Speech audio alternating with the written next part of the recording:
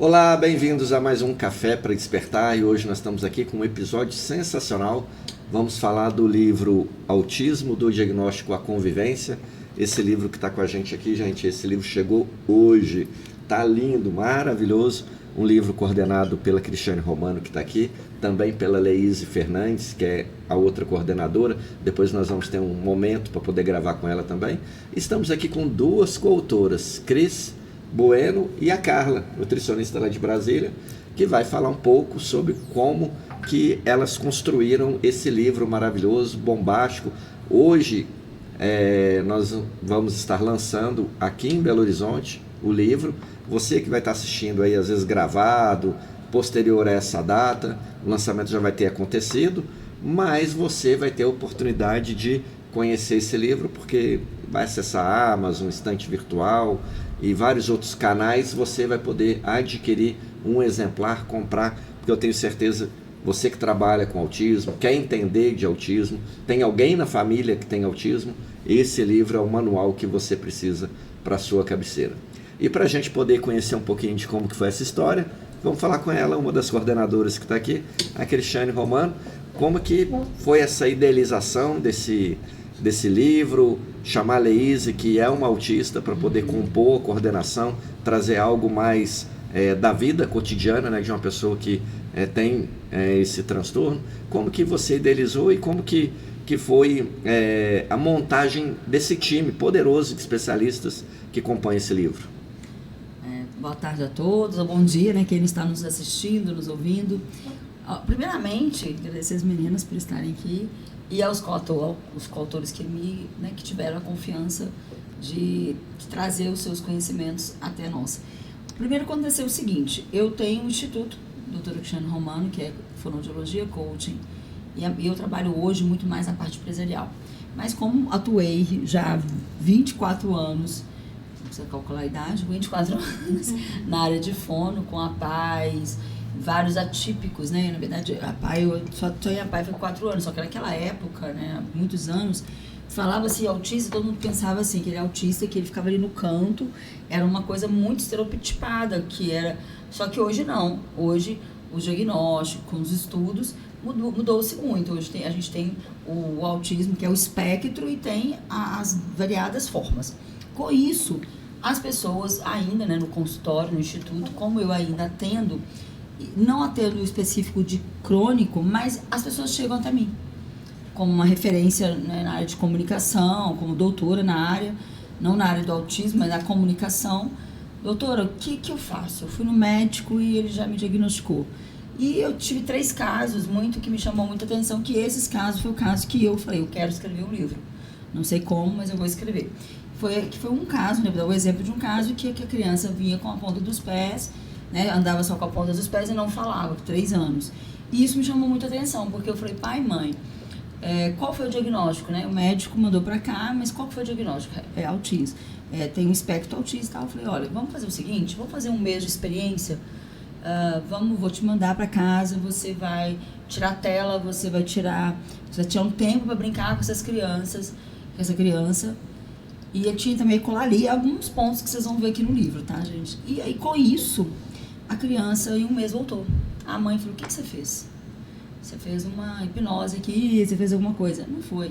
Na verdade, eu simplesmente mudei o comportamento, a parte sistema da família. E aí, voltou pro médico e o médico falou, essa criança não é autista. Ela pode até ter um nível, mas agora com 3 anos, nem é hora da gente falar sobre isso. Aí, claro, mandei para fazer os exames de áudio, fazer vários aspectos, e ela me agradeceu muito nisso. Depois apareceu mais pessoas, porque como eu não atendo cronicamente, mas as pessoas vêm para me pedir opinião. E com isso, como eu não tenho as ferramentas, porque como eu não atendo mais, eu falei, gente, eu fui dar um curso na clínica da Leíse, que é uma autista adulta, muito, muito bem estruturada, muito treinada, estudada. E eu fui ministrar aquele curso e ela falou, sabia que eu sou autista? Como assim? Né? Não parece, né? Que aí tem aquela coisa a parte do estereótipo. Aí eu falei, nossa, vamos escrever um livro, porque eu tenho muita procura E essa procura é uma procura, e eu acho que as pessoas estão num momento que elas não estão sabendo, tudo é autismo, tudo é atipias, tudo é hiperatividade, né, déficit de atenção, enfim. E aí vai.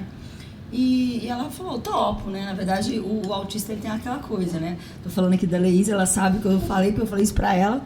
Ela não queria a princípio. Eu falei, vamos que você vai conseguir, porque eles são muito exigentes, são cobrança excessiva. E ela aceitou. Só que eu não queria um livro que fosse um autor escrevesse uma coisa. E aí eu fui dividir o livro em 3 eixos, que tem diagnóstico, tem a convivência e tem a parte terapêutica. Por quê? Porque eu quero que a pessoa que lê, que seja mãe, que seja uma pessoa que, vamos lá, que acabou de receber o diagnóstico ou que ainda está naquele processo, que fica lá googando, que fica no chat GPT. Não, ela pega esse exemplar, ela vai lá na nutricionista, o que eu posso comer, o que é bom, o que não é. Vai, por exemplo, na fono, que é diagnóstico. Nossa, eu vou atrás do diagnóstico. Vai no médico. Então, esse livro tem assim, ele tá tão lindo, porque ele tem desde médico, a fono, a psicopedagoga, a professor, a um autista adulta. Então, quer dizer, então eu quis fazer tudo isso. Então, ele é dividido em 3 eixos. Foi aí que surgiu a ideia. E aí você fala, mas você não atende.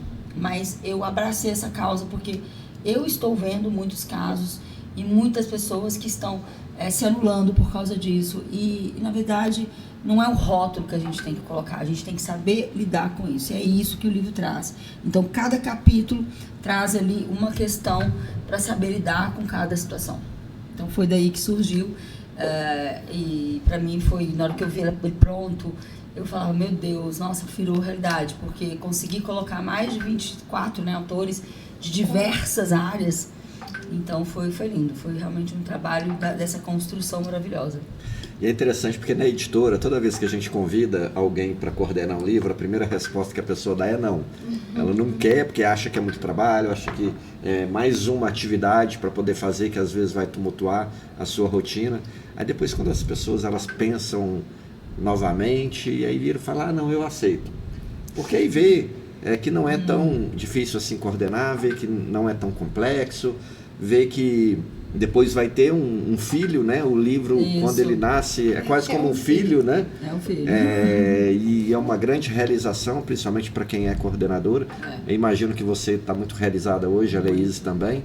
Né? E vocês, coautores que participaram, entregando um conhecimento prático, porque vocês atendem no dia a dia essas pessoas. E o mais interessante é que a primeira barreira que o livro ele traz para o leitor ele desmistificar essa barreira é justamente do preconceito, né? Da informação, porque até pouco tempo as pessoas tipificavam o autismo como doença, e não é uma doença, né?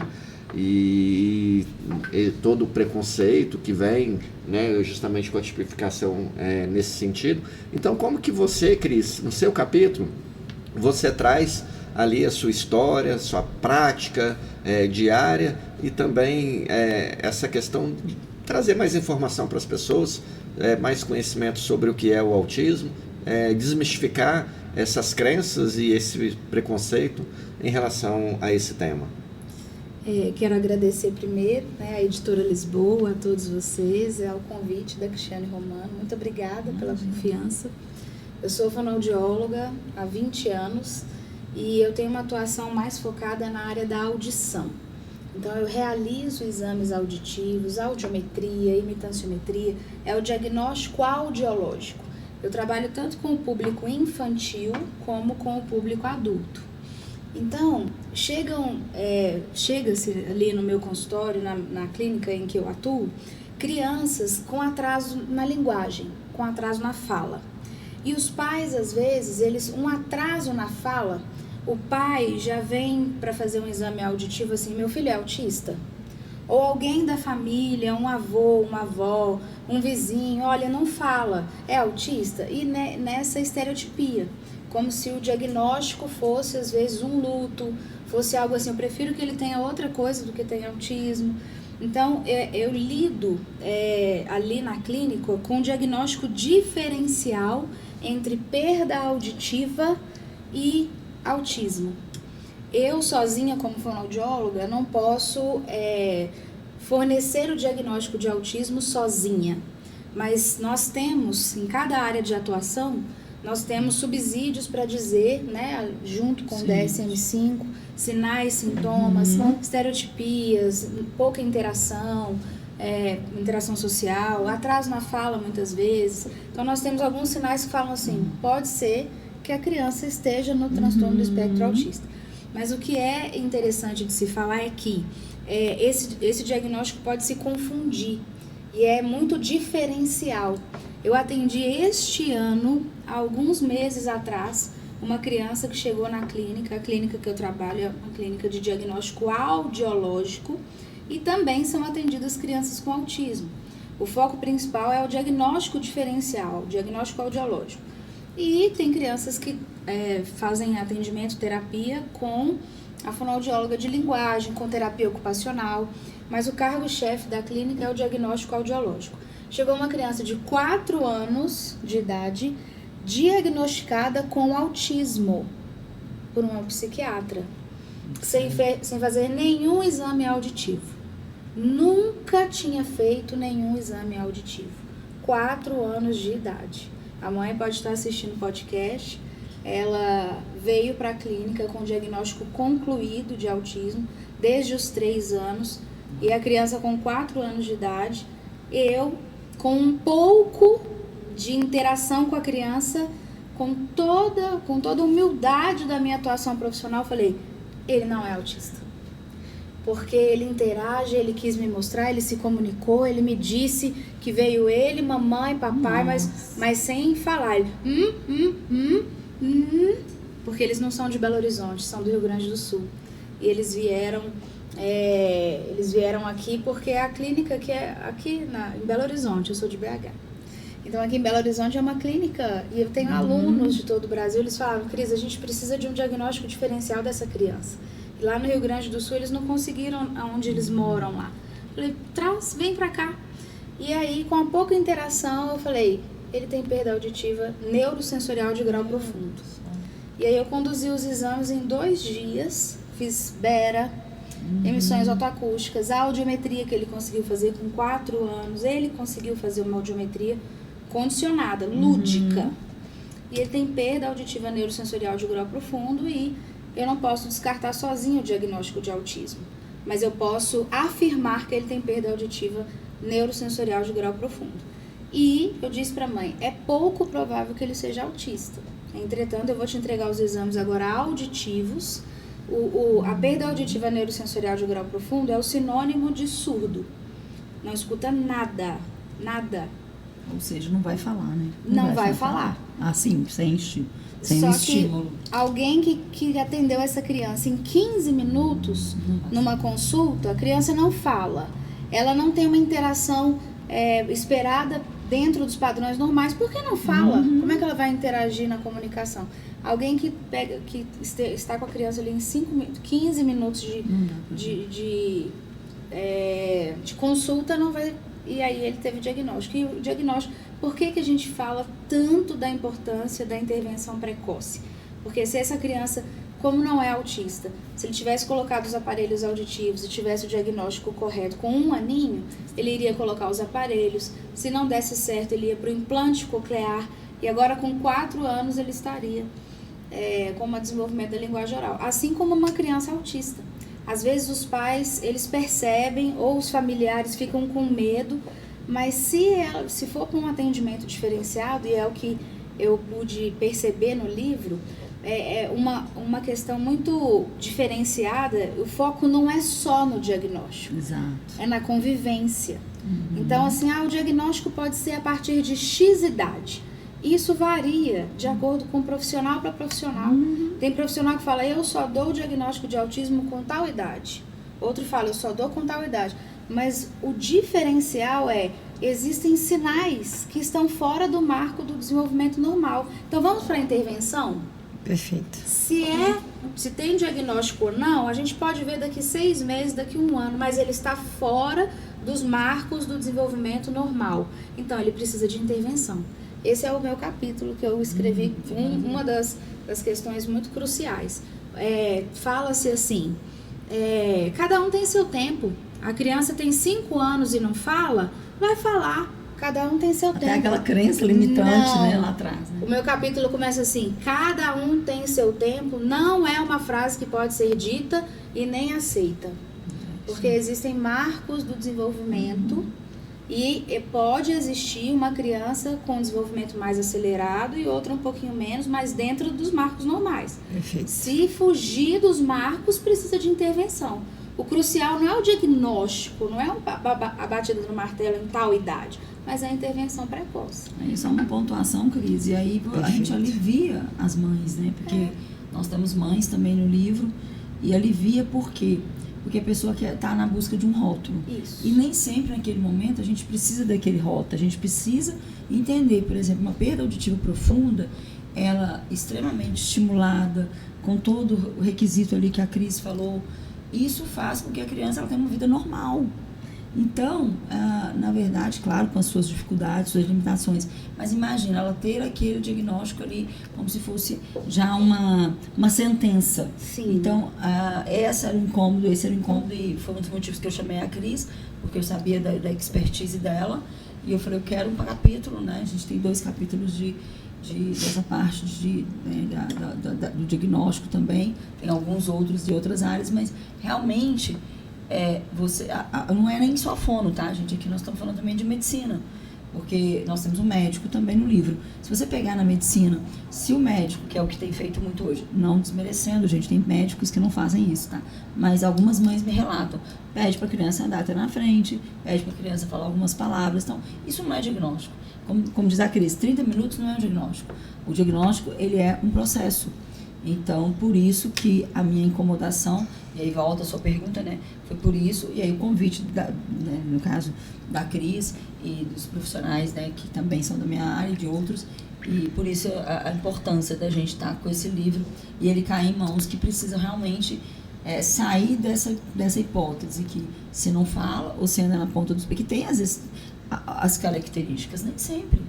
Tudo mudou, então o estudo científico ele precisa estar aí para isso. Porque as pessoas sempre buscam um padrão, e aí se acomodam exato. naquele padrão, né? E quando a gente traz a informação, igual você trouxe aqui uma informação, por exemplo, que eu não conhecia, não é? E muita gente que está nos assistindo também não deve conhecer. Sim. E essa gente que está nos assistindo tem que adquirir esse livro para aprofundar nesse conhecimento, nessa informação que vocês trazem, justamente para poder entender que não é uma sentença de morte quando a pessoa recebe o diagnóstico de autismo, não vai viver, não vai conseguir ser uma pessoa independente, muito pelo contrário, como você disse, com as intervenções, a pessoa pode ter um nível de desenvolvimento adequado que vai permitir ela, né, poder viver, ser independente e desfrutar aí da sua vida.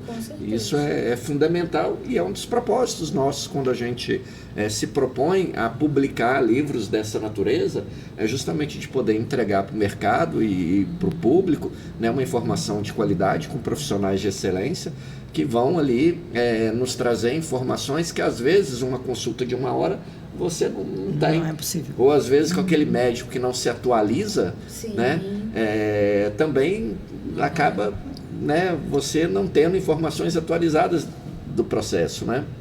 Então, quebrando muito essas crenças. Então, mais uma vez, a importância do livro Autismo, né, para o mercado, para as pessoas, né, espero, e a gente, até mesmo antes do livro estar pronto, estava falando com Cris e Carla outro dia, que esse livro, antes mesmo, né, da gente publicar, lançar, de todo esse evento, já havia demanda, né, de pessoa querendo adquirir, querendo, né, conhecer os capítulos, justamente por quê? Porque ainda falta muita informação sobre autismo no Brasil, né?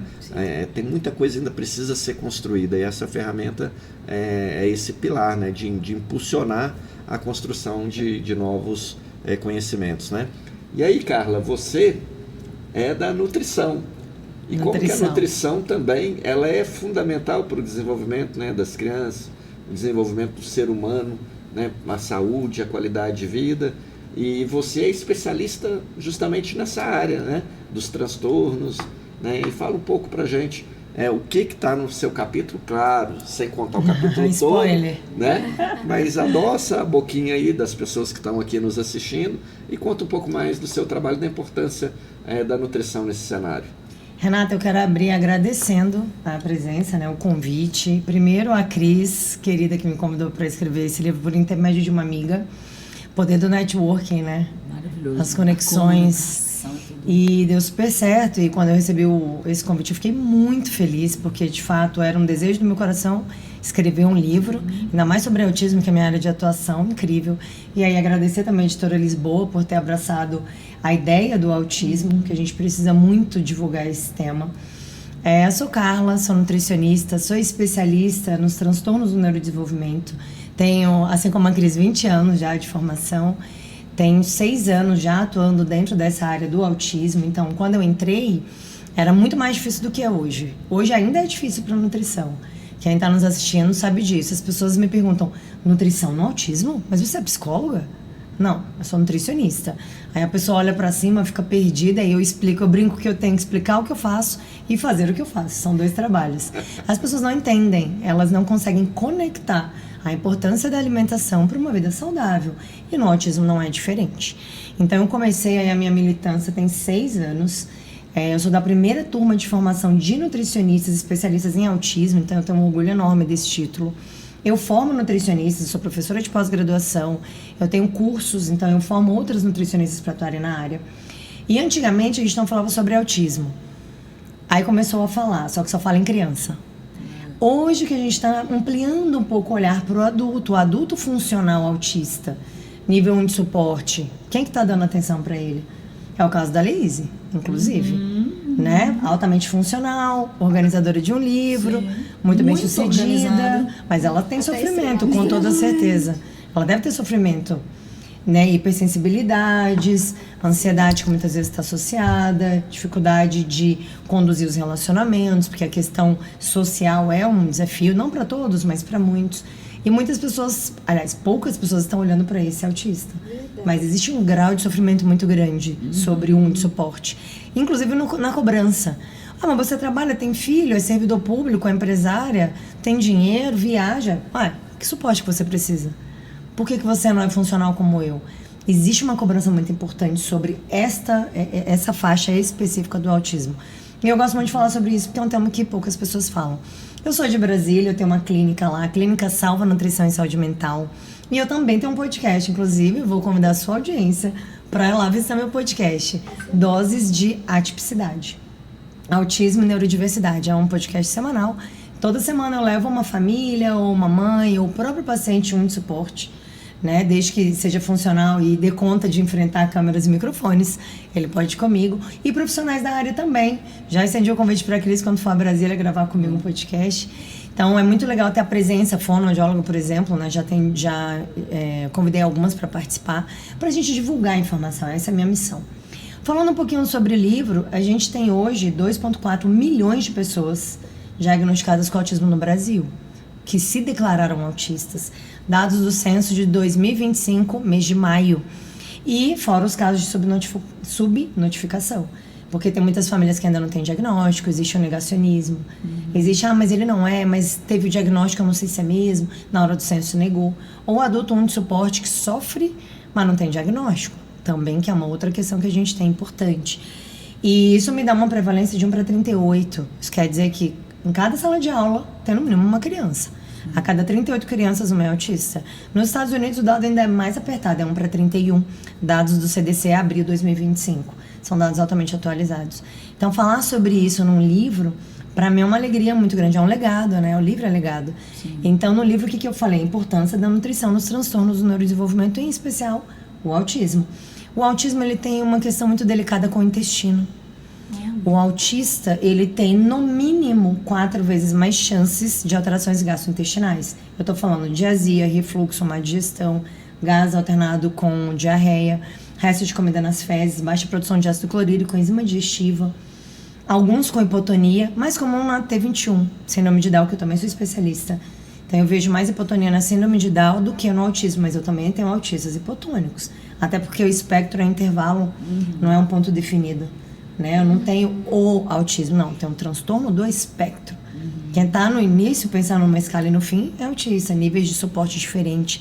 Né? A gente tem os critérios diagnósticos muito relacionados com questões de interação social, comunicação, comportamentos rígidos, repetitivos, rigidez cognitiva. Então tá dentro desses 2 tópicos principais, os diagnósticos, mas cada um se apresenta de uma maneira diferente. Né? Eu tenho crianças que não falam e eu tenho crianças super tagarelas. Sim. Tenho crianças que não gostam de toque e eu tenho crianças que me abraçam quando chega na clínica. Eu tenho um adulto que lida bem com câmeras e microfones, tem um adulto que vai fugir completamente. Fora a sobrecarga sensorial, que também acontece. Então, no livro, quando eu comecei a escrever, e aí a primeira vez que eu sentei, falei para aqueles que eu escrevi muito rápido, porque o que a gente gosta, né, a gente faz com muito amor. E cada palavra que eu digitava, eu ficava pensando quantas pessoas a gente vai transformar, né? Quantas vidas serão transformadas com a leitura desse livro. Quantas pessoas eu vou poder alcançar. Essa é a ideia do podcast também. Muita gente me pergunta, você tem o seu, você sabe, né? O amor que a gente tem pelo podcast, eu tenho prazer em gravar. Mas muita gente me pergunta, por que o podcast? Na clínica, no 1 a 1, eu não vou conseguir alcançar tantas pessoas quanto no podcast. Sim. O livro aumenta o alcance. O livro sai do Brasil, vai para os Estados Unidos, vai para a Europa. Eu tenho pacientes dos Estados Unidos que me encontraram no podcast. Carla, joguei no Google, te encontrei. Como é que funciona? Está comigo até hoje. Então, a abordagem nutricional, ela é urgente, ela é base para o tratamento, eu costumo falar isso. Não tem terapia que renda 100% sem nutrição. Uma criança que está com dor gastrointestinal, dor epigástrica, com refluxo, ela não rende no banco de terapia. Ela até vai fazer, mas ela vai fazendo mais ou menos sem concentração, sem foco, irritada, sem paciência. A criança não verbal, não oral, né? A gente tem usado mais essa definição. Ela também está irritada porque ela não é compreendida. Ela vai agredir. Ela vai jogar as coisas no chão, ela vai cometer uma autolesão, lesão a terceiros. E a agressividade não é do autismo, isso é capacitismo. Todas as vezes que eu escuto isso, vamos conversar? A agressividade não é do autismo. A agressividade pode ser derivada da dor. E eu escuto isso frequente. O autista é agressivo. E aí eu tenho um amor pela causa, né? E assim, eu me seguro, né? Calma, respire e vamos... É igual dizer, não, mas hoje todo mundo é autista, né? Inclusive eu queria um lado para ter benefício. Eu ouvi isso de um adulto típico semana passada. Eu respirei e falei, a gente precisa conversar. Peguei na mão dele assim no cantinho e falei, a gente precisa conversar. Eu não admito pessoas falarem isso. E eu não permito sair de um ambiente sem ir lá e desfazer a confusão. Com amor, né? Porque ninguém tá aqui para brigar. Mas eu sempre que eu tenho oportunidade, eu desmistifico. Porque é muita historinha sobre o autismo, né? É muito preconceito, é muito diz que me disse. Então, uma das ideias do podcast e do livro, né? Que tá muito casado as ideias, é desmistificar o autismo. É trazer informação de qualidade, é falar com propriedade, é trazer para as mães que ficam desesperadas. E a gente falou sobre o luto aqui na mesa também. O luto, ele é real, ele é verdadeiro. Mas não é o luto da criança, é o luto da expectativa. Cansaço das mães, o luto, né? daquela criança perfeita, porque ninguém pensa em ter um filho atípico. Ninguém quer ter ninguém escolhe ter um filho atípico. Ele acontece, o autismo não é bom, não é ruim, ele é uma condição. E ele não tem fim em si, ele é o início. Fechou o diagnóstico, inicia uma trajetória. E aquilo ali muda a vida da família, da escola, da sociedade. E isso que a gente não está falando ainda de inclusão, que é outro tema completamente delicado. Lá em Brasília, a gente tem trabalhado muito isso, né? A questão da inclusão. A gente está patinando. A escola não é inclusiva. O supermercado não é inclusivo. O cinema, as festas não são inclusivas. Falam-se muito bem na teoria. Os eventos não são inclusivos. E aí eu peço desculpas. Desculpa quem já está trabalhando com essa área, mas a gente ainda está patinando.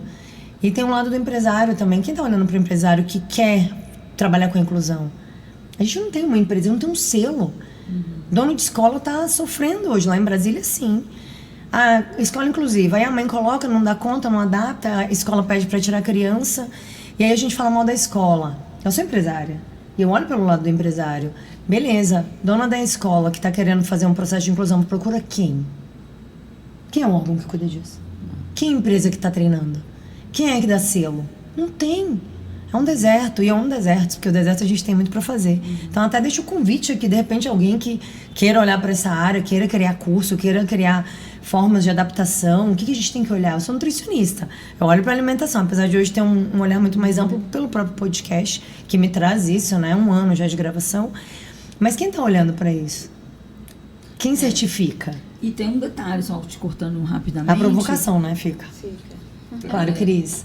a questão do espaço democrático que virou a internet. Então, esse espaço democrático que é bom, mas aceita tudo. Aceita tudo. Então, um dos motivos que leva a gente à obra, e vocês que estão nos ouvindo, nos assistindo, é porque aqui tem doutora, especialista, eu, doutor, mais outras pessoas, e pessoas que convivem, mães, né? Nós temos 2 mães. A maior especialista. Maior especialista. Então, quer dizer, não é um Google que você dá, que não tem nada contra, tá? Nem ChatGPT, que você vai lá, ou uma pessoa vai lá, faz, dá um exemplo lá, eu quero fazer um vídeo sobre autista, vai lá, coloca no ChatGPT, faz aquele vídeo e fala, olha, você tem que ser inclusivo, você tem que ser isso.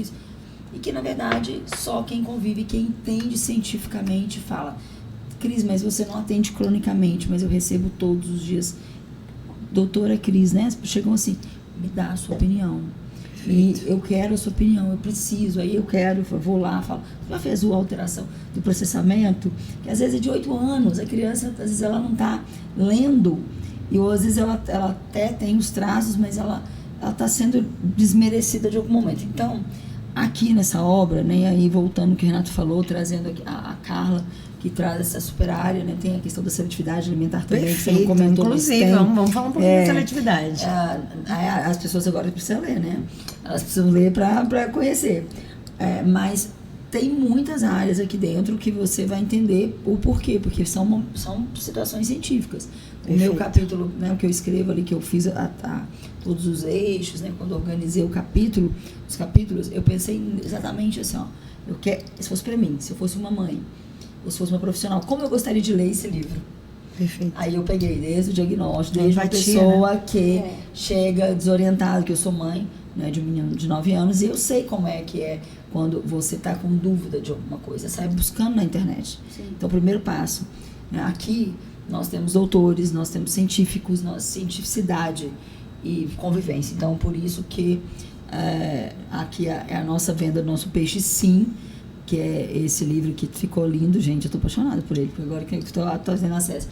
E, claro, a gente teve acesso ao miolo, todo o processo, mas realmente é algo que a gente já está até com o plano, né, do 2, porque a gente viu que podemos fazer mais. Tem mais assunto para falar. Tem muita coisa, muita né? Coisa. Só então, aqui.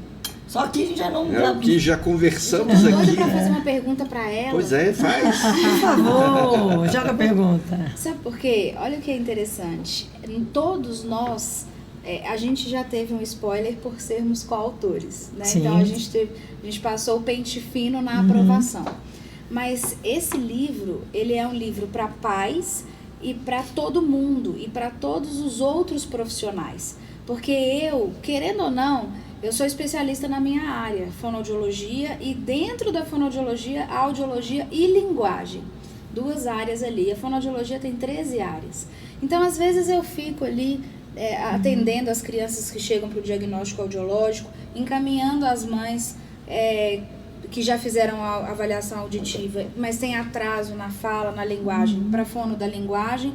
E eu não me atento a todo momento que essa criança pode estar se alimentando mal. Sim. Pode estar se alimentando só com carboidratos, açúcares e que ele está nervoso lá no consultório ou para fazer o exame auditivo, porque a mãe está tão desorientada, como não só mães de crianças com transtornos do neurodesenvolvimento, mas as famílias estão disfuncionais, né? Os pais trabalhando durante o dia todo, alimentação delegada e todas essas questões que eu, como leiga na nutrição, eu penso, bom, o que deve fazer mal?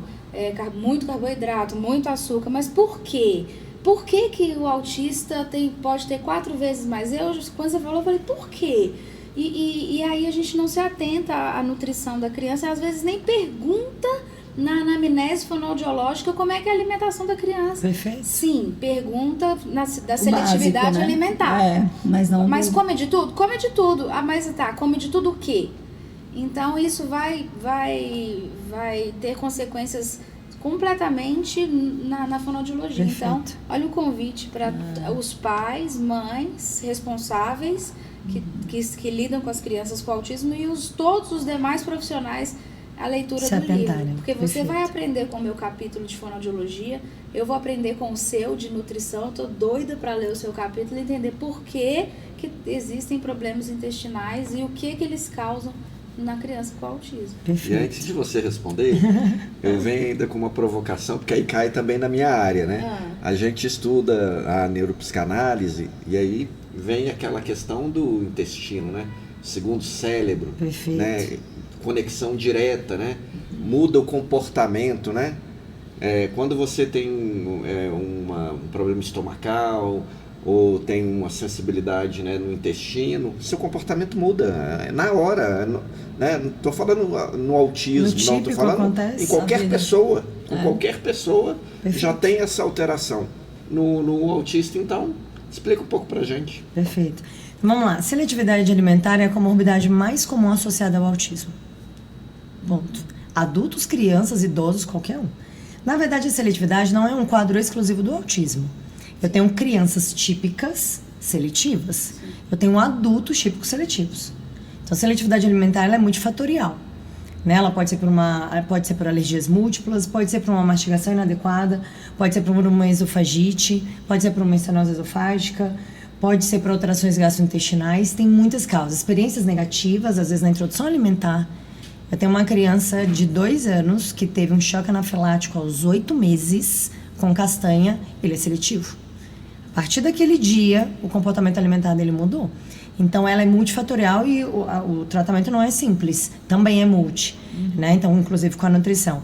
Ainda para a tua pergunta.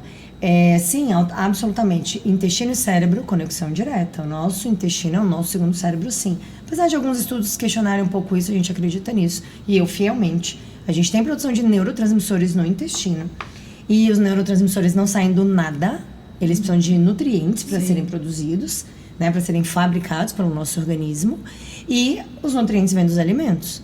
O que não vem na alimentação vem pela suplementação, segunda frente de abordagem da nutrição. A primeira alimentação, a segunda suplementação. O que não vem pelo alimento, a gente suplementa. Todos os meus pacientes são suplementados, todos. Mas o que corrige o intestino é comida. Uma criança seletiva, ela aumenta alterações gastrointestinais. Se ela é autista, ela já tem alterações pela fisiopatologia do transtorno, e aí a seletividade aumenta o quadro. Eu tenho crianças que comem 4, 5, 6 alimentos. E aí, puxando para o que faz mal, de fato, o açúcar faz mal? Sim, mas a gente tem o glúten e a gente tem os lácteos. E eu não estou falando de lactose, eu estou falando de lácteos. Porque a lactose é alteração no intestino especificamente, urgência para ir ao banheiro, gases, distensão abdominal. Eu estou falando da proteína do leite, que é a caseína, que é a proteína que tem maior quantidade. De 80% do leite de vaca é caseína. E aí é o intestino que não está preparado, que tem alterações de uma criança seletiva, um adulto seletivo, baixa produção de ácido clorídrico, enzimas digestivas, eu coloco uma proteína grande e difícil de digestão. O glúten altera a microbiota intestinal, ponto, de qualquer uma. Só que no autista é mais grave. Por quê? Porque ele já tem o intestino mais sensível. A abordagem nutricional tira glúten, tira lácteos? Sim, comprovada pela ciência. E eu escuto muito até hoje, em 2025. Ah, mas não tem comprovação científica. Não tem para quem não estuda. Porque se estudar, tem. Se me mandar um direct, eu mando tudo quanto é artigo. Tem muito artigo. Eu sou da área acadêmica, dou aula, né? Então, algo que eu pesquiso diariamente. Tem vários artigos falando sobre isso. O benefício de tirar glúten, o benefício de tirar lácteos. E eu falo lácteos porque as mães, no geral, sempre confundem. Eu falo leite a consulta inteira. Amanhã ela me manda mensagem. Pode o leite sem lactose? Aí eu parei de usar leite e comecei a usar lácteos. Porque aí eu acho que eu consigo, né, conectar Chegar melhor na na informação. Leite, queijo, iogurte, queijão. Pode de cabra? Não. Tem caseína no leite de cabra também. O leite materno tem caseína. Só que a caseína do leite materno é 20%. E o intestino do bebezinho, que deveria acessar o leite materno, é o intestino preparado para essa caseína. Deus é perfeito na sua criação, né? Então, o leite da mãe é perfeito para o bebê. Até que idade, Carla? 1 ano. Passou de 1 ano, gente, não há mais necessidade de ter leite. Leite é para os bebês mamíferos, não é para os adultos. Nem eu, nem Renato deveríamos comer leite. Consome, às vezes a gente consome. Olha que eu sou nutricionista. No geral, minha dieta é sem glúten e sem lácteos, mas nos furos a gente acaba consumindo. Sou de Brasília, eu tô em BH, no café da manhã tinha lácteo, tinha glúten. Tinha o queijo mineiro. Todos. Tinha um queijo mineiro, pão de Eu queijo. tenho intolerância e eu ainda como. Mas Carla, o que são os eu lácteos? me sinto Dá um uns tanto 3 quanto exemplos. distendido. Lácteos. Leite e todos os animais, tá? Vaca, ovelha, carneiro, qualquer leite. Leite de soja entra? Não, aí o de soja é o vegetal, mas a soja é ruim do mesmo jeito. Já vou falar dos vegetais. Leite, queijo, iogurte, requeijão. Certo. Então são leite derivados. E aí eu boto na casa dos lácteos pra ver se eu consigo bater essa informação, né, na cabecinha ali das mães, pra gente começar a construir melhor esse conhecimento. Então não é sobre lactose, é sobre lácteos. Nenhum lácteo pode, Carla, nenhum.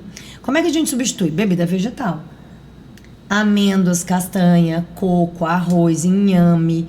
Aí entra a soja. A soja também é um peptídeo opioide. E aí a gente entra num detalhezinho que talvez muita gente nunca nem tenha ouvido falar. Peptídeo opioides são proteínas grandes que acessam o sistema nervoso central. Como o intestino está alterado pela fisiopatologia do transtorno, pela própria seletividade, né, um quadro de desbiose, essa proteína ganha corrente sanguínea e chega no nosso sistema nervoso central. No nosso sistema nervoso central, nós temos receptores opioides. Ópio é droga. E aí, gente, guardadas as devidas proporções. Nós estamos num podcast onde muita gente vai acessar. Não estou dizendo que leite glúten é como droga, mas tem guardadas as devidas proporções. Talvez nem todo mundo uma vai ter, atuação. E talvez Tem nem- gente mais sensível, tem gente menos É sensível. importante, né? Assim, Na minha opinião, todo mundo sente. Uns mais, outros menos, mas todo mundo sente. Quem come glúten e diz que não fica distendido, na minha opinião, é negacionista. Tá negando porque não quer tirar. Porque é difícil, gente. Mexer na dieta é difícil. Eu sou nutricionista, sou vigilante, sou cuidadosa, eu furo a dieta. Então, mudar padrão alimentar não é fácil, é um desafio. E às vezes as famílias não estão preparadas. Tem família que fala pra mim, Carla, amei, mas eu não dou conta de fazer. E eu falo, ok, não é o tempo. E tem famílias que eu também nem fiz, inclusive eu falei sobre isso no livro. Tem famílias que eu nem prescrevi plano alimentar. A mãe precisava de escutativa, ela precisava entender o processo, voltar para casa, internalizar, fazer o mínimo, e aí depois ela volta. E talvez essa volta leva 2 anos, 3 anos. E ela fala, Carla, agora eu dou conta. Passaram-se 3 anos. É o momento. A gente certo. acolhe do mesmo jeito. Não é fácil, é um desafio. E isso não é para desencorajar, pelo contrário, informação é libertador, né? Quem tem informação tem tudo. Então é entender que é um processo, mas ele é muito necessário. A gente transforma a vida de uma criança, de um adulto. Aquela criança chorosa, irritada, comportamento agressivo, que não está respondendo. E aí, né, obviamente pode ser várias questões relacionadas à fonoaudiologia, mas também pode ser uma irritabilidade extrema, onde a criança tem tanto estímulo que o nome dele falado pela mãe é o de menos. A camisetinha incomoda, o chinelo incomoda, a luz incomoda, o som incomoda, o barulho do irmãozinho incomoda, tudo incomoda, né? Dores, aí a mãe chama fulano, ele nem responde. Excesso de estímulo. E quando a gente organiza a alimentação e melhora o intestino, é como se eu diminuísse aquela fogueira. A gente diminui o fogo daquela fogueira. E a criança... Eu recebo vários áudios de professoras. O que você fez com ele? Tá sentadinho, conseguiu fazer a atividade inteira. Tá mais responsivo na terapia, conseguiu fazer o exame lá, fonoaudiólogo da tia Cris, né? Tá conseguindo escrever de uma maneira mais funcional. Tá prestando mais atenção, tem mais presença. Gente, é nutrição. Isso é ciência. Tem milagre, é ciência. Então a gente corrige o ambiente com a comida e melhora os processos metabólicos com a suplementação. Todo nutricionista tem que suplementar, eu dou curso de suplementação. Não há possibilidade de você passar no nutricionista e ele não te dar a suplementação. Com base na semiologia, sinais e sintomas, com base em exames de sangue, quando é possível, né? Crianças muito pequenas, às vezes a mãe não quer coletar, às vezes não tem um plano de saúde, eu não vou fazer no particular, que é caro. Lá em Brasília o exame completo está beirando 10 mil reais. Então eu não vou submeter a família a uma situação como essa. Gasto dinheiro com comida e suplemento. Eu faço avaliação de sinais e sintomas, que é o que o nutricionista tem que saber fazer. E aí a gente suplementa com base nisso. E a criança vira outra. Eu tenho muitos áudios, muitas provas sociais, né, que a gente chama, da mãe dizendo, Carla, 1 semana é outra criança. Agora, fora a dieta, a criança volta com um comportamento. E eu adoro quando acontece. É a lei de Murphy, né? É pedagógico. Deixa acontecer. E a mãe fala, nossa, na viagem ele fica impossível. Claro, em viagem você fora dieta. Em viagem você perde o controle. Até porque, gente, que cansativo, né? Ter que ficar em cima é cansativo, mas isso é o maternar. Maternar e paternar, são escolhas, não é? Então tem que fazer? Tem que. A família é responsável por aquela criança. Então a minha fala também é sobre o diagnóstico precoce e sobre a abordagem precoce. Se a criança vem com 3 anos, a correção da seletividade alimentar é uma. Se ela vem com 13, é outra. Em 10 anos tudo muda, a criança ganha autonomia. A criança tem outras questões, que não é mais uma criança, um adolescente, tem outras questões que precisa lidar. A alimentação, 3 anos a mãe controla tudo, a mãe que dá. Com 13, a mãe não controla quase nada mais. Então, olha a diferença de abordagem, até de antes time. É difícil controlar, viu? Com 9 é difícil controlar, não é? Eu sou mãe, posso dizer que é muito difícil controlar. Então, esse processo da abordagem nutricional, quanto antes, melhor. Sim. Dá para fazer com adulto? Dá. Eu tenho um adulto autista, eu tenho idoso autista. Inclusive, eu também sou especialista em neuropsiquiatria, então eu atendo ansiedade, depressão, burnout, Parkinson, Alzheimer. Alzheimer, assim, um monte. Autista com Alzheimer, você consegue imaginar? Um idoso autista com Alzheimer? Os diagnósticos, eles perpassam, né? Sim. As comorbidades, normalmente, elas não vêm sozinhas, né? Então, um corpo muito inflamado é um convite para um Alzheimer. Então, eu tenho esse tipo de quadro lá na clínica, assim como as crianças altamente desreguladas, que não conseguem sentar para escrever, que não conseguem sentar no vaso para fazer cocô. Porque o menino tá tão irritado, ele tá tão inflamado, aquilo, tudo para ele é um estresse tão grande que ele não vai parar pra fazer cocô. Ele pede a fralda pra mãe, bota a fralda e faz cocô na fralda, porque ele não senta. Ou faz dentro do box ou não faz no vaso. Então, aí muitos processos, a gente tem muitos pacientes, né? Mas no livro, uma das minhas falas é exatamente essa. Tem família que eu não consigo fazer abordagem nutricional, que é escutativa, a mãe precisa ser escutada, ela quer isso, ela busca um profissional. Inclusive, dica, né, para os profissionais que estão nos assistindo, escutativa. Não sabe o que fazer? Escutativa. Escuta a mãe é o especialista naquela criança. Com todo respeito aos pais, que também são, mas igual a mãe não tem. E aí a gente vai trabalhar ali no miudinho, no pequenininho. E às vezes eu vou suplementar e não vou entrar com a dieta naquele momento, com orientação. Porque senão a mãe fica enlouquecida. E ao invés de eu ajudar, exatamente, ao invés de eu ajudar, eu acabo trazendo mais sobrecarga. Então é um cuidado que eu tenho também. Quando você fala de escuta ativa, aí a minha área de comunicação empresarial, né, na fono, às vezes a fono, não só fono, né, de várias áreas, acho que escutar é só escutar o que a mãe vai falar. Mas é muito importante também saber fazer as perguntas certas. Porque, por exemplo, muitas mães eu já chego lá e falo assim, fala mais, né? Comenta. Ah, é só isso. Ele, né? A criança tem isso. E ali, se o fono, ou se a nutri, ou se o médico deixar, ele vai ficar ali. Só que, é por isso que eu sou contra, né? Uma consulta de 1 hora.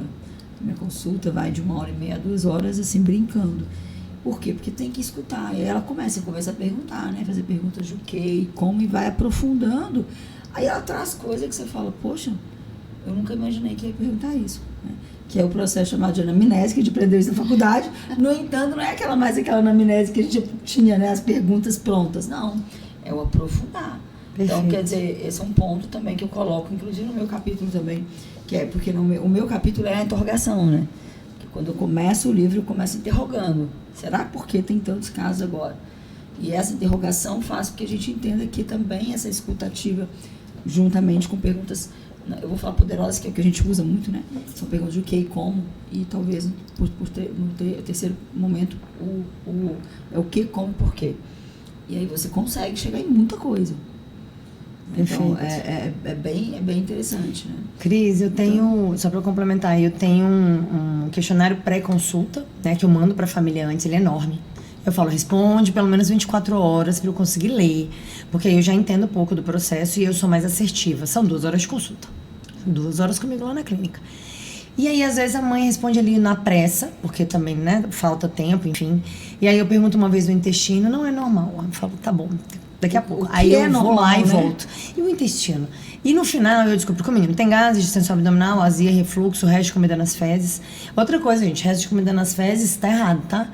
E muitas famílias normalizam. Não, tem resto de brócolis, Carla. Eu falo, então, suspende. Tá errado, suspende o consumo. Vamos corrigir, depois você volta.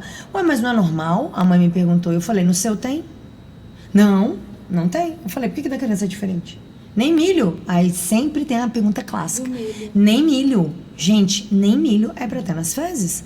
Você não pode colocar um alimento na boca com a potência dos dentes que a gente tem, esôfago, estômago, intestino, fez cocô e você consegue ver a olho nu. Tá errado. Tá errado. Isso precisa ser corrigido. Da pergunta, né? Porque o que é normal para você, o que é normal para mim. Como que é? Como que é o intestino o meu normal? celular. Aí você direciona para uma escutativa. O meu celular o que mais é tem normal? é foto de... Meu celular o que mais tem é foto de cocô. E eu falo cocô mesmo, tá? Que não tem fezes. Cocô, para as pessoas entenderem. Lógico. E Você... eu peço pra mãe, me manda foto. Então, E é outra interessante. informação muito importante. Eu falo, me manda foto do cocô. Quero ver. Aí quando manda, eu falo, mãe, tá vendo aqui? Isso aqui não é normal? Aquela fraldinha com aquela pasta. Como é que fica o bumbum? Carla tem que tomar banho. Não sai no papel nem no lencinho. Gente, do jeito que tá fora, tá dentro? Como é que tá a parede desse intestino que é quem produz neurotransmissores? Olha, tá vendo? Como é que esse intestino que tá pregado de fezes, Inflamado, de né? cocô, vai conseguir absorver algum nutriente? E aí inflama o Quem corpo absorve todo. nutrientes é o intestino. Olha que curioso. Sim. Então, a criança seletiva, com todas as questões que eu já trouxe, com uma alimentação ruim, autista, fezes todas alteradas, como é que ela está absorvendo alguma coisa? E produzindo alguma coisa? Nós vamos ter que fazer uma coletânea desse livro de autismo. É muita Porque informação, o que gente. acontece? É muita informação básica É muita Que as informação pessoas não- básica. que as pessoas não têm. E o problema maior é porque tudo que você falou aqui, isso é um problema de saúde pública. Com certeza. Porque o que acontece? Com Às vezes as certeza. escolas não conseguem fazer o processo de adaptação, não é porque o problema é comportamental da criança. A criança está com um problema interno lá no intestino Inflamada. dela. A gente fala de questões E aí metabólicas. ela, Perfeito. e no comportamento ela está expressando aquilo que ela está sentindo, mas é criança. E aí, se for não verbal, piora. Isso. Se a criança não souber E ali se entra. comunicar... Então, Aí o que nossa acontece? área entra a parte miofuncional, então não mastigou, né? O milho vai sair inteiro. Vai. Quer E dizer, às vezes, exatamente, às vezes não é estômago e intestino, é mastigação. Dentista tem que estar na equipe multidisciplinar. nós não tivemos um dentista, o segundo vai ter, porque... Então já vamos fazer um convite pro dentista. E na verdade as pessoas desconhecem só, mas esse ponto, Renato, que o nosso tempo já está corrido, mas a questão da miofuncionalidade. O fonoaudiólogo, por exemplo, ele trabalha também com a questão com a funcionalidade aqui, que são os órfãos, né? O que são os órfãos? São órgãos fonoarticulatórios, que a gente inclui dentes, língua, a bochecha, toda essa parte, ressonância, respiração. E aí, às vezes, não desmerecendo, tá, gente? Por favor, até porque a parte terapêutica está maravilhosa. Nós temos uma fono, tem mais fonos, tem psicopedagogos que estão falando maravilhosa essa parte, que tem que estimular. Então, por exemplo, a criança que não consegue mastigar uma carne, ela não vai absorver. Então, Vai ter precisa. deficiência E às proteica. vezes, tem que estimular ali a fala, né? Porque o que a mãe mais quer é a fala, naquele momento. Porque é por isso que entra ali a pessoa, a mãe, lê, porque existe uma ansiedade, mas existe um processo. Então, nós temos que estimular os órfãos, né? Os órgãos fonoarticulatórios que vão levar a fala. A fala Então é a tem habilidade todo um mais difícil que processo, nós tá, temos, gente? né? Então, assim, eu acho que ficaríamos aqui, né, até meia-noite. Não, gente, se não parar, me deixa, porque eu falo mesmo, amo a área, gente, é foi- muito conteúdo. fantástico. É É verdade. por isso que eu tenho um podcast, tá vendo? Pra poder falar, pra pra botar na rua. Mas ainda bem que você tem o podcast para fornecer Trazer tanta isso, informação. Essa informação. E nós precisamos de gravar mais podcasts. Precisamos. E precisamos Inclusive, fazer já vou mais deixar pra mesa o convite. Quem for a Brasília vai passar no Dose de Atipicidade, viu? Cris? Tá Oba! feito. Ó, eu já tô com a agenda lá pra Brasília, já pode marcar Então lá. pronto, em breve vocês vão ver Renato lá no Dose de Atipicidade. A gente vai falar desse livro de novo e vamos falar do 2, né? Dando spoiler aí pra nossa audiência. E Cris também tá Isso. convidadíssimo, viu? Muito obrigada. É isso aí. Gente, agora a gente está finalizando, porque realmente, né? Que delícia! Partiu o lançamento Partiu o daqui a lançamento. pouco. Agora. Né? Então, mas eu não posso encerrar o podcast sem vocês poderem deixar a mensagem final, né? Que é bem importante. Eu tenho certeza que todo mundo está curtindo muito assistir essa potência dessas informações que vocês trouxeram aqui. Gratidão, primeiro, por estarem no livro. Gratidão, Cris, por idealizar esse livro, convidar essas pessoas maravilhosas. Um livro que está realmente fantástico. Gratidão, Cris, por ter aceitado esse convite.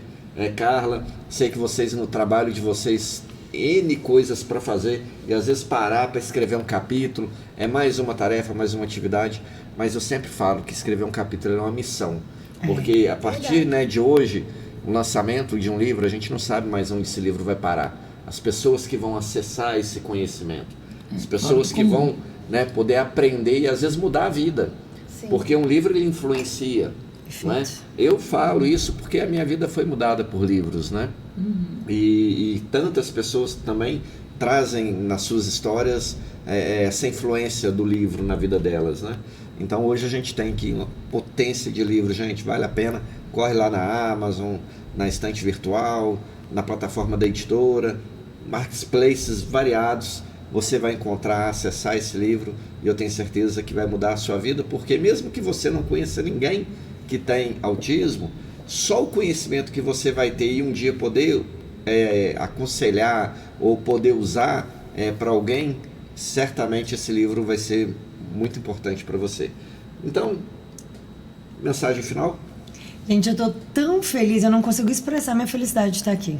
Assim, sabe, de poder contribuir, colaborar, de escrever esse livro. Nossa, tenho certeza que muitas vidas vão ser mudadas. E aí a mensagem que eu quero deixar é: procurem uma nutricionista especialista, se você tem algum autista perto de você. Não dá para negligenciar, e eu falo negligência mesmo, não culpabilizando famílias, porque a ideia nunca foi essa. Mas dê atenção à alimentação, cuide daquilo que aquele paciente come, né? Cuidem do intestino desse paciente, porque a vida muda, né? De dentro para fora, isso melhora todas as outras terapias. Então a nutrição é equipe multi, não faz milagre, nem nada sozinha, mas ela é fundamental para o processo. Nutrição é tratamento. E eu quero deixar, Renato, aqui o site dosesdeatipicidade.com.br. Lá tem todos os episódios, 1 ano já de episódio gravado. Então, quem quiser aprofundar um pouco o conhecimento com vários profissionais e mães, é só acessar lá. E tem o número do WhatsApp, quem mandar mensagem lá vai ganhar um e-book de receitas sem glúten, sem lácteos. Eu falei do glúten e do lácteos, né? Tem receitas para ajudar essas famílias também. Então, se eu mandar uma mensagem lá, você consegue baixar o livro, o e-book. Vai ser um prazer, de repente, tirar alguma dúvida, enfim, ou trocar alguma ideia com quem quiser interagir lá comigo. E mais uma vez, obrigada. Eu que agradeço. Cris? Agradecer mais uma vez, eu também estou muito feliz. O livro ficou lindo por fora e muito lindo por dentro. É um livro que vai trazer informação mesmo para todo mundo, dos pais aos demais profissionais, porque cada um está na sua área. E não negligenciem essa intervenção precoce, esse olhar precoce. Então, se existem, se você está vendo que tem aquela luz, a mãe é a principal especialista. Se a mãe fala, ai, não está bem, tem alguma coisa, porque comparou com o irmão, com o vizinho, a gente não vai comparar criança com criança, mas existe essa comparação às vezes o pai saber que existem marcos no desenvolvimento e ele fala, tá fora. Então procure um especialista, procure um especialista mesmo, né, assim, um fonoaudiólogo, um nutricionista para a questão nutricional, e aí nós temos vários especialistas, mas assim, não fique sofrendo achando que o seu filho está fora dos marcos, porque existe, não é luto, como você falou, às vezes o espectro está ali no início, no fundo, é uma condição. Sim, e o que a gente fala no livro é a convivência, a comunicação efetiva, e esse é o meu recado. Meu maior recado é adquirem, né, que possam ter aquisição. Comprem o livro. Comprem o livro. Consumam o livro. Porque é um livro excepcional para entender o autismo de A a Z. A minha palavra é conquistar, né? Conquista, porque quando a gente começou, eu começo com um autor, né?